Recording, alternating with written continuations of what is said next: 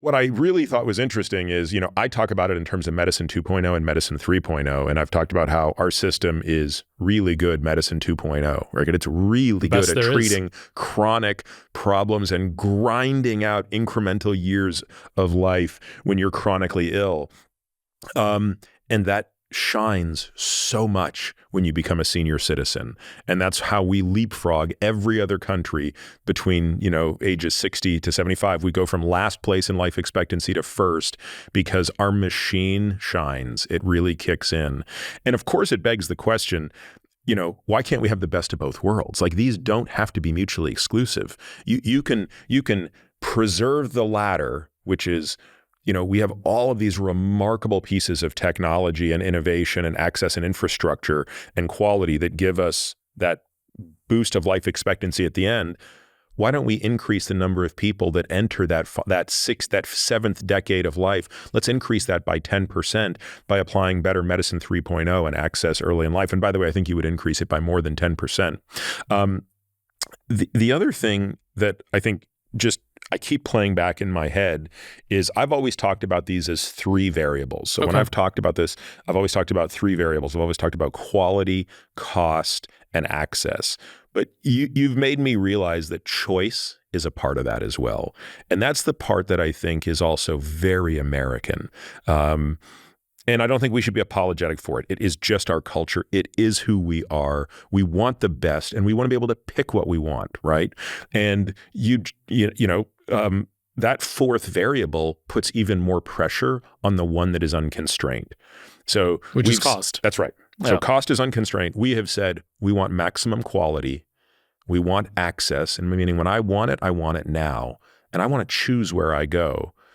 If I control those and I leave one to balloon, and that one is cost, away it goes. The other systems, as we've discussed, have said, no, cost is constrained. Cost is a capped resource. Now you see what's going to happen to the others, and that's where we get into the supply side throttle to lower access. Let's eliminate choice, and you'll still get decent quality. And that seems to be the choice that the rest of the world has made. That is right. And I think, you can't underestimate the power of, and I think, by the way, choice sort of fits in a broad framework of access, right? If you have enough access points and they're differentiated, that allows choice. If you look at many of these other systems. I actually like to keep them separate. And even though in my former model they were the same, I think the way you've described it is better, because choice also means you have more drugs than you know what to do with. You have a formulary with how many thousands of drugs? I mean, there are probably 15,000 pharmaceuticals available today, in one form or another. Some of them are repeats, but my point is there's a lot of choice. Right. And we'll do meniscectomies, we'll do meniscus repair surgeries, we'll do hip resurfacing, we'll do hip replacements. I mean, we'll do PRP, we'll do anything and everything. You have more choice here. This is the biggest buffet on the planet when it comes to healthcare. So why is that? Is one of the questions that I think comes up. So I think, first of all, I agree with you. We cannot underestimate the power of choice. I mean, we learned that in the 90s with managed care, right? When it was quite constraining. And by the way, as I said before, that system lowered healthcare inflation. It only proved it for a short time because the backlash was so vicious against it. And I don't think we can go back there. Like, politically, even from the standpoint of not politically, but just the way the system has evolved to create more options and more choice, it will be difficult to go back there. Limited supply side constraints, I think, at this stage have and are becoming a part of the dialogue. As I said, Medicare sets prices for doctors and hospitals. They probably will start doing so for certain drugs. Okay, it's purchasing power. And one could argue that in some ways that's a form of supply side constraint. Well, let's even start with the choice before that, because I always think we should start with the null choice, which is we can do absolutely nothing. We can sit here and say, Peter, Saum, thank you for explaining this system. I actually have a better understanding of it now. I want maximum choice, maximum access, maximum quality, let cost be damned. Let's just leave it alone. Let's revisit it in 5 years. How about that? Let's just come back in 5 years and tell me if it's 22%, tell me if it's 23% of GDP. Once it hits 25, we want to do something about it. Like we could literally just be ostriches and put our head in the sand and ignore this. Okay, let's put that aside and say, no, most people at this point probably think we should at least have some ideas for how we can manage this. So now that's your first point, which is Medicare has made the hospital and the physician a price taker. Shouldn't it be able to do that to pharma? Now, let's talk about what's going to happen, because now you just added one more squeeze on the toothpaste tube while you're taking the cap off. Because if Europe and Canada and CMS force pharma to be price takers, what's going to happen to drug prices that are outside of CMS in the US? Yeah, I mean, I think we have to avoid looking at extremes, okay? I mean, but is that an extreme? Well, I would say this. The ability, I don't think the people who are talking about this in a rational way in terms of actual pricing, which is not you or me really in terms of the policy, I don't think anybody's saying let's bring it down to the average of the OECD, et cetera, from where drugs are priced, right? The question is, are there ways to start to curb the inflation rate of price and actually rationalize some group purchasing capability? I think that the challenge with accepting the extremes is it will only fuel the discussion of innovation will stop, nothing will happen any further, and that's not going to happen. No, I agree, but someone will have to make a concession, and I think that somebody is actually the shareholder, because I agree with you. I do not think innovation stops, and it's because innovation isn't even happening at those companies anymore anyway. Like, but innovation is the biotech's job at this point. But think about, again, what you just said, right? That may be true in the short term, but the hallmark of American ingenuity is to take externalities. This is an externality that might be relevant. Take that pressure.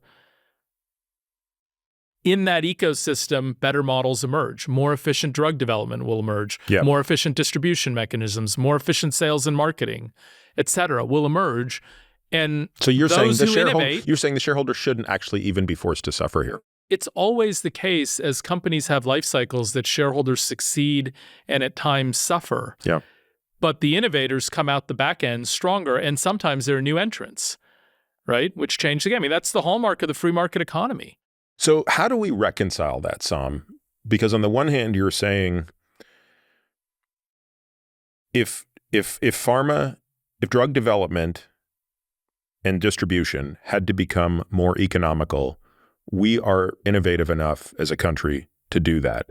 But at the same time, the whole reason we're saying that has to happen is we must have some measure of price control in drugs, which feels like a very anti-American thing. Yeah, right. I mean, this is what people get into, but there's two issues there, right? First of all, I don't think that, remember, we took all the time to describe the entire complex pharma ecosystem. It's not just the pharmacos, right? There are companies that do basic research. There are pharmacos, there are PBMs, there are pharmacies, there's insurance. By the way, the insurance companies own the biggest PBMs, right? So there's a vertical integration point there that is important to understand. My point is that when you talk about this in terms of Medicare purchasing drugs with their scale, it is absolutely the case that can be done in a market-based way. By the way, Walmart is one of the biggest retailers in the country.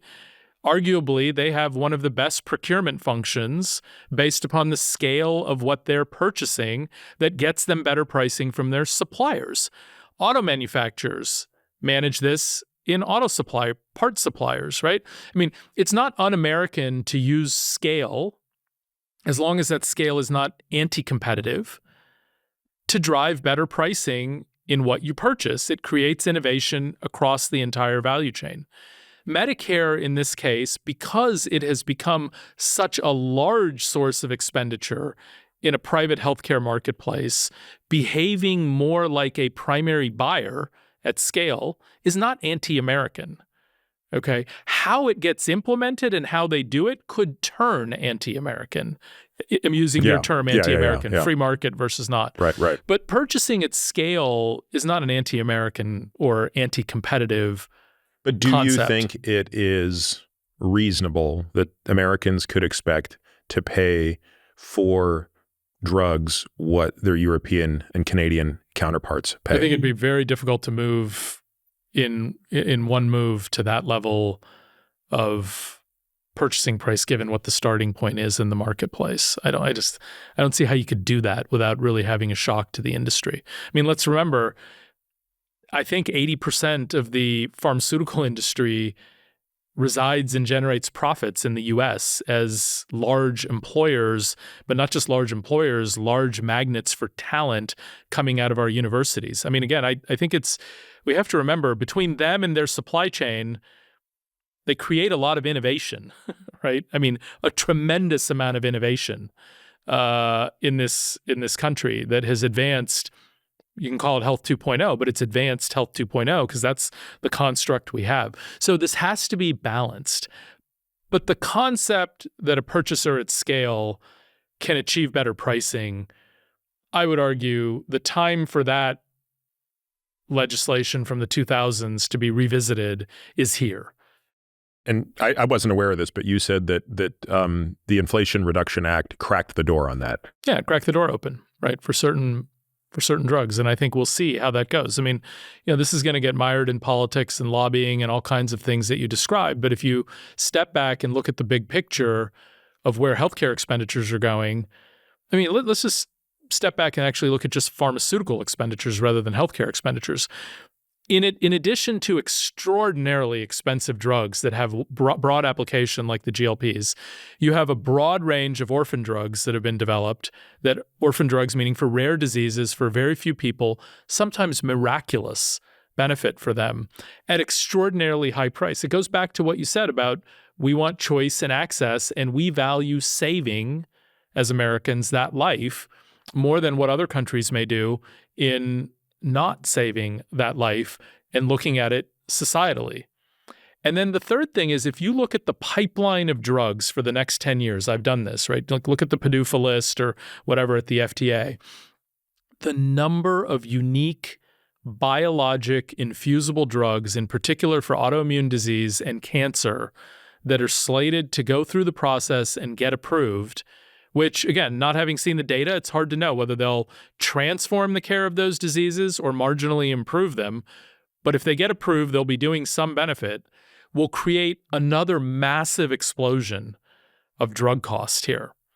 So the proportion that's going to hospitals and doctors relative to drugs, if you look out over the next decade, is poised to change again based upon the pipelines. Meaning the third that's currently drugs is going to go up relative to the rest of the pie. Yeah. Yeah. The inclusive version of the third where it's everything and, And that's something we're going to have to grapple with. But that's going to widen the gap between us and the rest of the world. The current insurance model, that's right. It's going to widen the gap. And also the current insurance model may not be designed to accommodate that cost without passing it back to employers and Medicare. And so then there's going to be a question, again, what are we going to cover? What are we not going to cover, right? The way that healthcare costs are rising, we're being pushed to ask the supply side questions that the rest of the world has already asked and answered. We're just grappling with it, and it's hard because of what we've talked about. We don't want to give up choice and access in the process of grappling with those decisions. See, for other countries, when new drugs come online, it's easy for them. They have an established framework. Yeah, they have a dollar amount. Yeah, it's an established framework. The citizens are used to that established framework. Here, we haven't established the framework. I mean, this goes to the point of, it's not obvious that we have national health goals. A different topic, and I know that gets a little bit kind of, up in the sky a bit. But we're at a point where what we spend and what we get for what we spend is really, really good in some ways, right? And obviously not so good in other ways when you look at some of the outcomes. But many of those outcomes are not driven by the healthcare system, as we've talked about. And so the question is, where are we going to put our incremental dollars? That's the question. Because the incremental dollars going straight into the current system, which I'm a participant in and everybody else, that's going to be necessary just because the population's aging. Like fact of life, we're going to have more demand for roughly the next decade. But are we going to do that at the exclusion of resources into these other things, which in your language, impacts healthspan. In my language, it impacts the two things which sit in the background that seem to be different than the rest of the world, which is just basic nutrition and basic physical activity that seem to be major differences in how the U.S. works versus others. Some of it because of geography, some of it because of our, obsession with driving cars and whatever the case may be. And it's not clear how we're going to approach that, over the next decade, because we don't have a choice but to spend for the people that are going to continue aging in. After 2032, 2033, if the pressure on the aging portion reduces, we may have some choices, but we got to get there first.